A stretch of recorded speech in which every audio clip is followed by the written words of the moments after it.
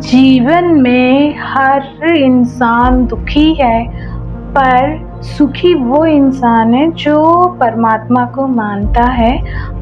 मैं एक छोटी सी स्टोरी सुनाती हूँ। मोटिवेशन के हिसाब से ही है ये। एक गाँव है, गाँव में 2 फ्रेंड है। बचपन से उन लोगों का खाना पीना बैठना सब कुछ साथ में ही था। दोनों स्कूल भी साथ में जाते थे, दोनों ट्यूशन भी साथ में जाते थे, दोनों एक दूसरे के घर में आना जाना भी करते थे। मानो दोनों को देख के ऐसा लगता था कि दोनों फ्रेंड्स कम दोनों सिस्टर हैं। दोनों का उठना बैठना सब सेम था, दोनों पढ़ाई में भी अच्छे थे, दोनों स्कूल में टॉपर भी आते थे। दोनों की चॉइस एक थी, दोनों को संगीत पसंद थी, दोनों को गाना पसंद था, दोनों को एक साथ रहना पसंद था, दोनों कैंप में एक साथ जाते थे। सारी चीज़ें एक दूसरे के साथ दोनों शेयर करते थे। दोनों ने साथ में पढ़ाई कंप्लीट की, दोनों ने अपना ग्रेजुएशन कंप्लीट किया, दोनों की हैबिटें सेम थी, दोनों खूब मस्ती करते थे। फिर एक दिन क्या हुआ, दोनों की शादी हो गई। दोनों के शादी हो गई, एक ही शहर में हुआ लेकिन घर अलग अलग था। फिर और एक दिन अपने ससुराल में वो लोग काफ़ी अच्छे से रहते थे, दोनों को कोई चीज़ की कमी नहीं थी, ना उठने बैठने की कमी थी, ना खाने पीने की, कपड़े लत्ते सब कुछ बराबर ही उनके पास। एक दिन क्या हुआ, दोनों के घर में प्रॉब्लम्स आए। दोनों के हस्बैंड का जॉब चले गया। एक का जॉब था लेकिन वो कुछ ऐसे मैटर हुए थे जिसके चलते उनकी सैलरी कम हो गई थी, और एक का तो पूरी तरह से जॉब चले गया था। अब दोनों फ्रेंड्स को जो आज़ादी मिली थी, दोनों को जो खुशी मिल रही थी, अब उसमें कमी आने लगी। दोनों के चीज़ों में कमी आने लगी, दोनों के मूवीज़ देखने में कमी आ गई, दोनों अपनी छोटी छोटी ज़रूरतें पूरे करने में एडजस्टमेंट करना पड़ता था, तो दोनों में कमी आने लगी। दोनों ने फिर अपना एक दूसरे को दुख शेयर किया, दोनों ने कहा कि हम दोनों ही दुखी हैं। तो फिर उसमें से जो एक फ्रेंड थी वो गलत राह पे चले गई।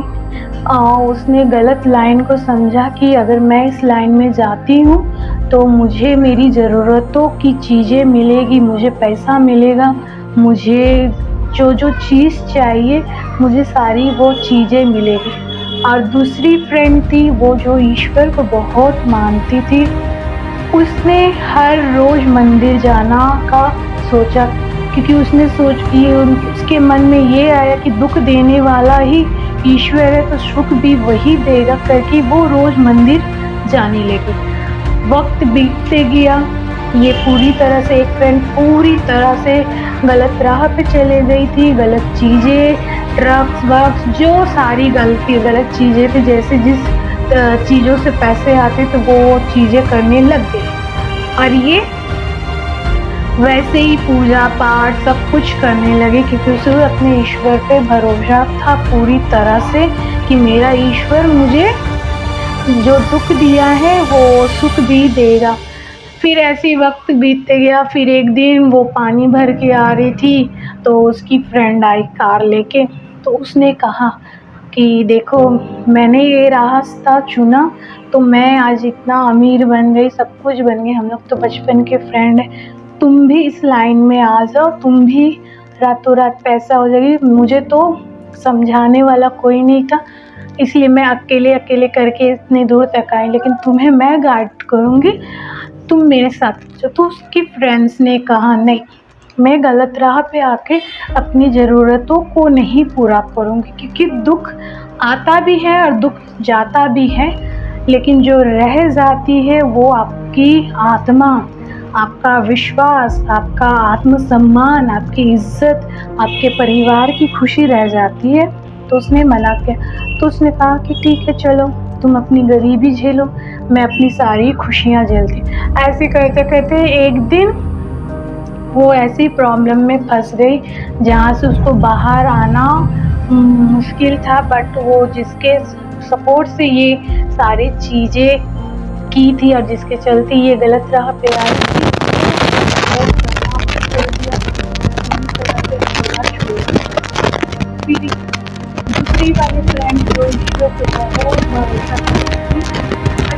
से दुबई से फ़ोन आया उसके हस्बैंड को कि तुम यहाँ कंपनी ज्वाइन कर लो। तो वो धीरे-धीरे करके उसकी वो जो फ्रेंड थी वो धीरे-धीरे फिर से नॉर्मल ज़िंदगी हो गई। फिर जब लड़की को ये पता चला कि उसकी फ्रेंड मुसीबत में आ गई, जिसके चलते उसे बहुत फेस करना पड़ा कि अपने साथ छोड़ दो, उनके हस्बैंड साथ छोड़ दो। तो फिर इस लड़के ने उसका मदद किया, सब कुछ नॉर्मल कर दिया। फिर उसकी फैमिली में भी धीरे-धीरे उस लड़की के फैमिली में सब कुछ सेटअप हुआ धीरे-धीरे। तब इस लड़की ने ईश्वर के सामने इसको अपनी फ्रेंड को लेके गया। उसने कहा हमें दर्द इसलिए मिलता है, हमें दुख इसलिए मिलता है ताकि हम जो सुख वाली ज़िंदगी जिए हैं उसे दोबारा जीने के लिए भी ईश्वर से ही प्रार्थना करें और उस चीज़ में हम गलत राह पे ना जाए। हमें एडजस्ट करना चाहिए होता कि जो चीज़ आज मिल रहा है वो चीज़ हो सकता है कल नहीं मिलेगा, तो जो नहीं मिलेगा उसमें भी हमें अपनी जीवन को सही तरीके से ईश्वर पे भरोसा रख के जीना पड़ता है। इससे ईश्वर खुश होते हैं और जितना उन्होंने लिया है उसके दुगना देता है।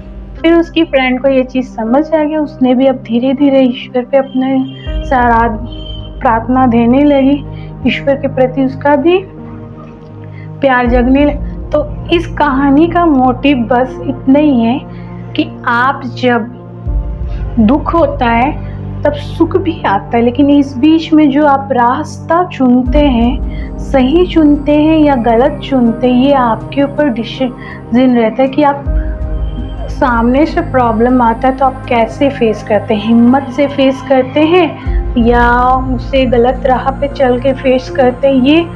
यही चीज़ के लिए ईश्वर हमें दुख दर्द सब कुछ देता है ताकि सब चीज़ समझ के हम ईश्वर के प्रति अपनी प्रार्थना, अपनी श्रद्धा, अपनी आस्था ना छोड़े।